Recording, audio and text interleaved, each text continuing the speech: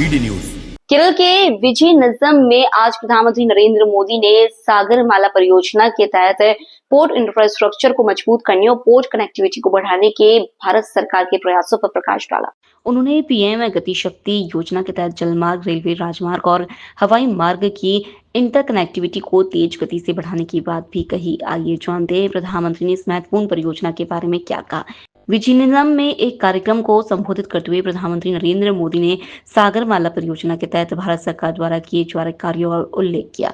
उन्होंने कहा कि केंद्र सरकार राज्य सरकार के सहयोग से पोर्ट इंफ्रास्ट्रक्चर को मजबूत कर रही है, जिससे देश के समुद्री व्यापार को बढ़ावा मिलेगा। उन्होंने पोर्ट कनेक्टिविटी को बढ़ाने के लिए भी कई कदम उठाए जाने की बात कही।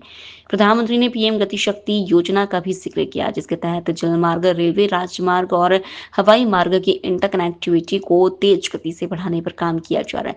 उन्होंने कहा कि यह योजना देश के लॉजिस्टिक्स क्षेत्र में क्रांतिकारी बदलाव लाएगी और व्यापार को सुगम बनाएगी। उन्होंने कहा, भारत सरकार ने राज्य सरकार के सहयोग से सागरमाला परियोजना के तहत पोर्ट इंफ्रास्ट्रक्चर को मजबूत किया है, पोर्ट कनेक्टिविटी को भी बढ़ाया है। पीएम गति शक्ति के तहत वाटरवेज, रेलवे, हाईवे और एयरवेज की इंटरकनेक्टिविटी को तेज गति से बढ़ाने का काम चल रहा है।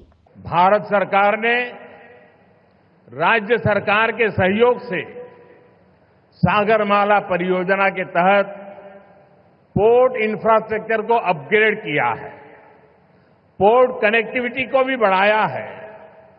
पीएम गति शक्ति के तहत वाटरवेज, रेलवेज, हाईवेज और एयरवेज की इंटर कनेक्टिविटी को तेज गति से बेहतर बनाया जा रहा है। ईज ऑफ डूइंग बिजनेस के लिए जो रिफॉर्म्स किए गए हैं, उससे पोर्ट्स और अन्य इंफ्रास्ट्रक्चर सेक्टर में भी इन्वेस्टमेंट बढ़ा है।